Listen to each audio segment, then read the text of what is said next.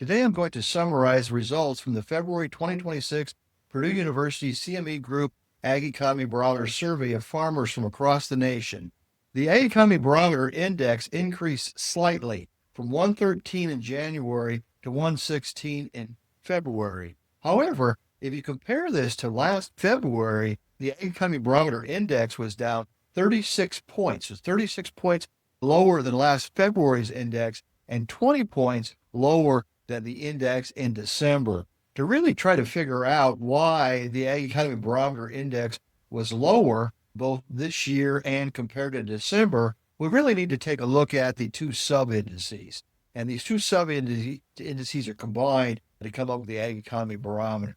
The index of current conditions focuses on questions that compare this year to last year or this year to the next 12 months. That index increased 11 points. The index of current conditions was 17 points below last year's index, so a pretty big drop from last year. However, the index of future expectations dropped 1 point this month.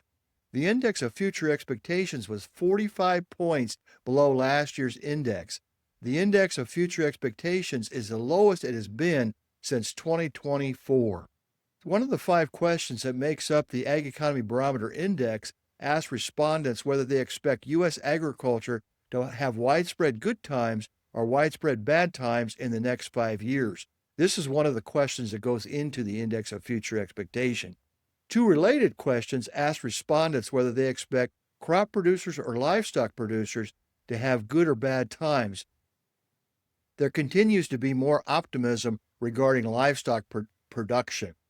In fact, when we ask whether crop producers are going to have good times, 63% say we're going to have bad times. In terms of livestock producers, it was only 17%, so a lot of disparity between optimism in the crop and livestock sector. The Farm Capital Investment Index increased 3 points to a reading of 50. Approximately 70% of respondents, however, indicated that now is a bad time to purchase machinery and buildings. Every February since 2016, we have asked respondents about their farm growth plans.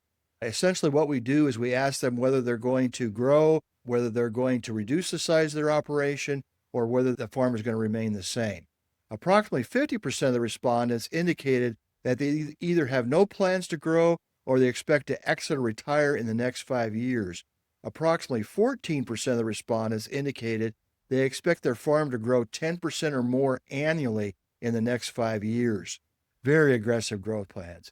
If these plans materialize, these farms will double their size in 5 years or less. The 2 biggest concerns, this has been the same for a lot of months now, were high input costs and low output prices. These concerns contribute to the anxiety regarding current net returns and the agricultural economy and explain why the index of current conditions is lower this February compared to last February.